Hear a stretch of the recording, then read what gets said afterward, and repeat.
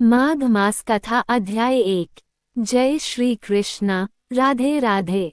आप सभी को माघ मास की हार्दिक शुभकामनाएं। आपका दिन शुभ और मंगलमय हो। भगवान श्री विष्णु की कृपा आप सभी पर सदा सर्वदा बनी रहे। माघ मास भारतीय संवत्सर का 11वां चंद्रमास और 10वां सौरमास कहलाता है।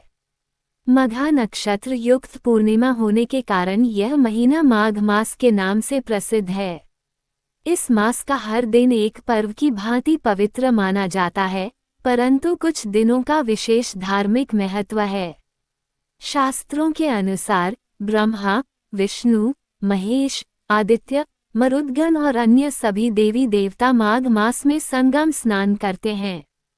मान्यता है कि प्रयागराज में माघ मास के दौरान 3 बार स्नान करने से 10,000 अश्वमेघ यज्ञों का फल प्राप्त होता है। पूरे माघ मास में स्नान करने वाले भक्तों पर भगवान विष्णु प्रसन्न रहते हैं और उन्हें सुख, सौभाग्य, धन, संतान और मोक्ष प्रदान करते हैं। माघ मास में स्नान की महिमा को 2 प्रकार से देखा गया है, सकाम और निष्काम। यदि सकाम भाव से स्नान किया जाए तो मनोवांछित फल की प्राप्ति होती है।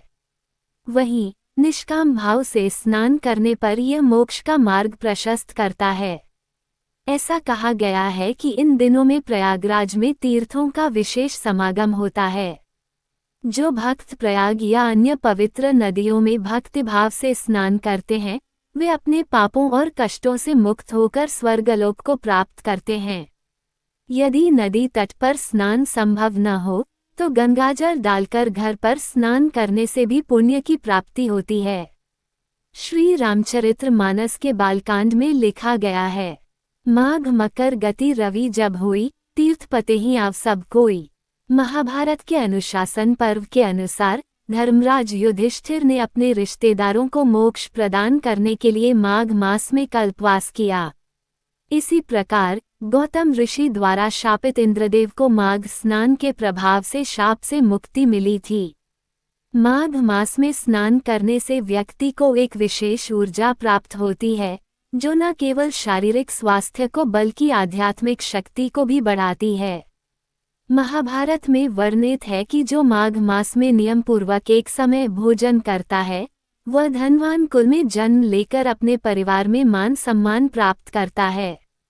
पद्म पुराण के उत्तर पर्व में कहा गया है, ग्रहाणाम च यथा सूर्यो नक्षत्राणाम यथा शशि मासानाम च तथा माघा श्रेष्ठा सर्वेषु कर्मसु। अर्थात जैसे ग्रहों में सूर्य और नक्षत्रों में चंद्रमा श्रेष्ठ हैं, वैसे ही महीनों में माघ मास सबसे श्रेष्ठ है। माघ मास में मूली का त्याग करना चाहिए। मूली को देवताओं और पितरों को अर्पण करना वर्जित है। इस मास में तिल का दान विशेष रूप से पुण्यदायक माना गया है। तिल से भरा तांबे का पात्र दान करना शुभ माना गया है। महाभारत के अनुशासन पर्व के 66वें अध्याय में कहा गया है, माघ मासे तिलान यस्तु ब्राह्मणेभ्यः प्रयच्छति सर्वसत्व संकीर्ण नरकम स न पश्यति।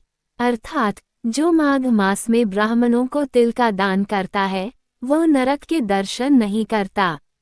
इस प्रकार माघ मास का ये पवित्र समय आत्मिक शुद्धि, धर्म पालन और मोक्ष प्राप्ति का सर्वोत्तम अवसर प्रदान करता है। श्री हरि नारायण को माघ मास अत्यंत प्रिय है। वस्तुतः यह मास प्रातः स्नान, माघ स्नान, कल्पवास, पूजा, जप तप, अनुष्ठान, भगवद भक्ति, साधु संतों की कृपा प्राप्त करने का उत्तम मास है।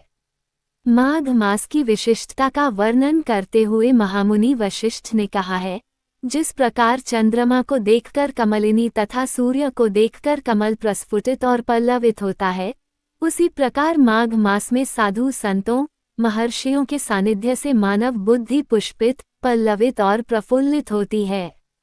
यानी प्राणी को आत्मज्ञान की प्राप्ति होती है।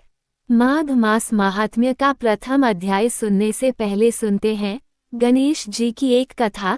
तो बोलिए गणेश जी महाराज की जय। बहुत समय पहले की बात है। एक छोटे से गांव एक बूढ़ी औरत रहती थी। वह बहुत ही सरल और सादगीपूर्ण जीवन जीती थी। बुढ़िया माई की सबसे बड़ी खासियत ये थी कि वह भगवान गणेश की अनन्य भक्त थी।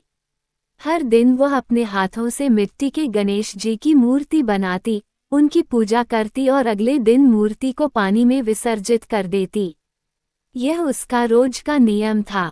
लेकिन बुढ़िया माई को एक परेशानी हमेशा रहती थी। मिट्टी के गणेश जी हर दिन बनाना और उन्हें अगले दिन गलते हुए देखना उसे बहुत दुखी करता था। उसने सोचा, अगर मेरे पास पत्थर या धातु का गणेश होता तो मैं हमेशा उनकी पूजा कर सकती। उसने अपनी इच्छा मन में रखी और सोचा कि भगवान जरूर कोई रास्ता निकालेंगे। उसी गांव में एक सेठ का बड़ा मकान बन रहा था। मकान बनाने के लिए कई मिस्त्री काम कर रहे थे। बुढ़िया माई ने सोचा कि शायद ये मिस्त्री मेरी मदद कर सकते हैं। वो उनके पास गई और उनसे कहा, बेटा, क्या तुम लोग मेरे लिए पत्थर का गणेश बना सकते हो? मैं रोज मिट्टी के गणेश बनाती हूँ जो अगले दिन गल जाते हैं।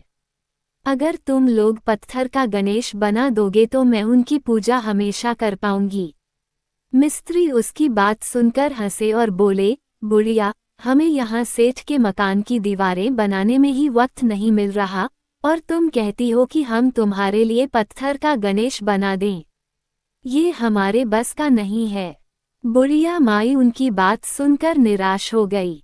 लेकिन जाते जाते उसने दिल से कहा, राम करे तुम्हारी दीवार टेढ़ी हो जाए, तब तुम समझोगे कि गरीब की मदद करना कितना जरूरी है।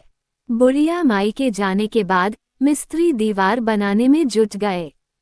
लेकिन अजीब बात हुई, जिस दीवार को वे बना रहे थे वह हर बार टेढ़ी हो जाती। वे बार बार उसे सीधा बनाने की कोशिश करते, लेकिन जैसे ही काम पूरा होता दीवार फिर से टेढ़ी हो जाती। मिस्त्री परेशान हो गए। पूरे दिन दीवार बनाने और गिराने में ही निकल गया। शाम तक भी दीवार सीधी नहीं बन पाई। शाम को जब सेठ आया और देखा कि पूरा दिन गुजरने के बाद भी दीवार खड़ी नहीं हो पाई है तो वह गुस्से में आ गया। उसने मिस्त्रियों से पूछा, सारा दिन बीत गया और तुम लोगों ने एक दीवार तक नहीं बनाई, आखिर ऐसा क्यों हो रहा है? मिस्त्रियों ने जवाब दिया, सेठ जी, हमारे साथ एक अजीब बात हो रही है। आज सुबह एक बुढ़िया आई थी। उसने हमसे पत्थर का गणेश बनाने को कहा था। जब हमने उसकी बात नहीं मानी तो उसने कहा कि हमारी दीवार टेढ़ी हो जाएगी। तब से ये दीवार सीधी ही नहीं हो रही है। सेठ को ये सुनकर बहुत आश्चर्य हुआ। उसने तुरंत बुढ़िया माई को बुलवाया। बुढ़िया जब आई तो सेठ ने उसे प्रणाम किया और कहा, माई, हमने तुम्हारी बात नहीं मानी, इसलिए हमारी दीवार नहीं बन पा रही। अब तुम हमसे जो मांगोगी हम तुम्हें देंगे, बस हमारी दीवार को सीधा कर दो। बुढ़िया ने सोचा कि यह भगवान गणेश की कृपा है जिन्होंने गरीब की मदद के लिए सेठ को रास्ता दिखाया। उसने कहा, ठीक है, अगर तुम मेरी मदद करने को तैयार हो तो मेरे लिए सोने का गणेश बनवा दो। सेठ ने तुरंत सुनार को बुलवाया और बुढ़िया माई के लिए सोने का गणेश बनवाया। जैसे ही सोने का गणेश बुढ़िया को मिला, उसने गणेश जी की पूजा की और भगवान से प्रार्थना की कि सेठ की दीवार सीधी हो जाए। चमत्कार हुआ। जिस दीवार को मिस्त्री बार बार गिराकर बना रहे थे वह एक ही बार में सीधी और मजबूत खड़ी हो गई। सेठ और गांव वाले ये देखकर हैरान रह गए। सेठ ने बुढ़िया माई को धन्यवाद दिया और वादा किया कि वह गरीबों की मदद हमेशा करेगा। मिस्त्रियों ने भी महसूस किया कि किसी की सच्ची भक्ति और प्रार्थना का अनादर नहीं करना चाहिए, क्योंकि भगवान अपने भक्तों की रक्षा हमेशा करते हैं और अन्याय को सहन नहीं करते। आइए अब सुनते हैं माघ मास का प्रथम अध्याय। एक समय की बात है जब श्री सूत जी ने अपने गुरु श्री व्यास जी से निवेदन किया, गुरुदेव, कृपा करके माघ मास का महात्म्य सुनाइए क्योंकि मैं आपका शिष्य हूँ। व्यास जी ने कथा आरंभ करते हुए कहा, रघुवंश के राजा दिलीप, जो कि बड़े ही धर्मप्रायण और प्रजापालक राजा थे, एक दिन यज्ञ के स्नान के पश्चात सुंदर वस्त्र धारण कर पैरों में जूते पहनकर कवच और आभूषणों से सुसज्जित होकर शिकार खेलने के लिए जंगल की ओर निकले। राजा के साथ उनके सिपाही भी थे, जो जंगल में शिकार के लिए मृग, व्याघ्र और सिंह जैसे जंतुओं की खोज में इधर उधर घूमने लगे। वन की शोभा देखते ही बनती थी। कहीं मृगों के झुंड विचरण कर रहे थे, तो कहीं गीदड़ भयानक आवाज में चिल्ला रहे थे। कहीं गैंडे हाथियों के समान झुंड बनाकर घूम रहे थे। वृक्षों के कोटरों से उल्लू भयावह आवाजें कर रहे थे। जंगल की भूमि मृगों के रक्त से लाल हो रही थी। कहीं दूध से भरी भैंसें चरा करती थीं, तो कहीं हरी भरी लताएं और सुगंधित पुष्प वन की शोभा बढ़ा रहे थे। बड़े बड़े पेड़ों पर अजगर और उनकी केंचुलियां नजर आ रही थीं। उसी समय राजा के सिपाहियों के शोर से डरकर एक मृग भागने लगा। राजा ने घोड़े पर सवार होकर उसका पीछा किया। मृग तेजी से भागकर कांटेदार झाड़ियों वाले वन में प्रवेश कर गया। राजा ने भी उसके पीछे पीछे जंगल में प्रवेश किया, परंतु वह मृग उनकी दृष्टि से ओझल हो गया। राजा और उनके सैनिक निर्जन वन में भटकते रहे। दोपहर होते होते प्यास और थकावट के कारण सभी अति दुखी हो गए। अचानक राजा को एक सुंदर और विशाल सरोवर दिखाई दिया। ये सरोवर अत्यंत पवित्र और शांत था। इसके किनारे घने वृक्ष थे। सरोवर का जल लहरों के कारण बड़ा ही मनमोहक लग रहा था। जल में मछलियां और अन्य जलचर स्वच्छंद होकर विचरण कर रहे थे। कहीं मगरमच्छ निर्दय चित्त वाले दिखाई दे रहे थे, तो कहीं कमल के पास सिमार फैली हुई थी। सरोवर का जल सबके दुख हरने वाला और सुख देने वाला था। इसे देखकर राजा की थकावट दूर हो गई। राजा ने रात भर वहीं विश्राम किया और सैनिकों ने चारों ओर पहरा दिया। रात्रि के अंतिम पहर में शूकरों का एक झुंड पानी पीने आया। जैसे ही वे कमल के पास पहुंचे, सिपाही सावधान होकर शूकरों पर आक्रमण कर बैठे और उन्हें मार गिराया। सैनिक कोलाहल करते हुए प्रसन्न होकर राजा के पास लौटे। प्रभात होते ही राजा अपनी नगरी लौटने के लिए तैयार हो गए। तभी उन्होंने एक घोर तपस्वी को देखा, जिसका शरीर तपस्या के कारण बिल्कुल क्षीण हो चुका था। वह मृगछाला और वल्कल धारण किए हुए था। उसके नख, केश और रोम बड़े हुए थे। राजा ने बड़े आश्चर्य से उस तपस्वी को प्रणाम किया और हाथ जोड़कर खड़े हो गए। तपस्वी ने राजा से कहा, हे राजन, इस पुण्यशाली माघ मास में इस सरोवर को छोड़कर तुम यहाँ से क्यों जाना चाहते हो? राजा ने उत्तर दिया, महात्मन, मैं माघ मास में स्नान के फल के विषय में कुछ नहीं जानता। कृपया इसका महात्म्य मुझे विस्तार से बताइए। इसके आगे की कथा हम अगले अध्याय में सुनेंगे। अब सुनिए श्री विष्णु चालीसा। विष्णु सुनिए विनय, सेवक की चितलाया, कीरत कुछ वर्णन करूं, दीजय ज्ञान बताया। नमो विष्णु भगवान खरारी, कष्ट नशावन अखिल बिहारी। प्रबल जगत में शक्ति तुम्हारी, त्रिभुवन फैल रही उजियारी। सुंदर रूप मनोहर सूरत, सरल स्वभाव मोहनी मूरत। तन पर पीताम्बर अति सोहत, बैजंती माला मन मोहत। शंख चक्र कर गदा बिराजे, देखत दैत्य असुर दल भाजे। सत्य धर्म मद लोभ न गाजे, काम क्रोध मद लोभ न छाजे। संत भक्त सज्जन मनरंजन, धनुज असुर दुष्टन दल गंजन। सुख उपजाय कष्ट सब भंजन, दोष मिटाया करत जन सज्जन। पाप काट भव सिंधु उतारण, कष्ट नाशकर भक्त उबारण। करत अनेक रूप प्रभु धारण, केवल आप भक्ति के कारण। धरनी धेनु बन तुम ही पुकारा, तब तुम रूप राम का धारा। भार उतार असुर दल मारा, रावण आदिक को संहारा। आप वाराह रूप बनाया, हिरण्याक्ष को मार गिराया। धर मत्स्य तन सिंधु बनाया, 14 रत्नन को निकलाया। अमिलख असुरन द्वंद मचाया, रूप मोहनी आप दिखाया। देवन को अमृत पान कराया, असुरन को छवि से बहलाया।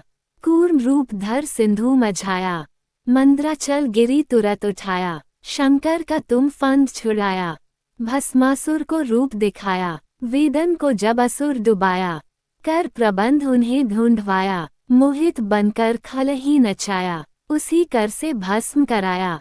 असुर जलंधर अति बलदाई, शंकर से उन कीन लड़ाई, हार पार शिव सकल बनाई, कीन सती से छल खल जाए।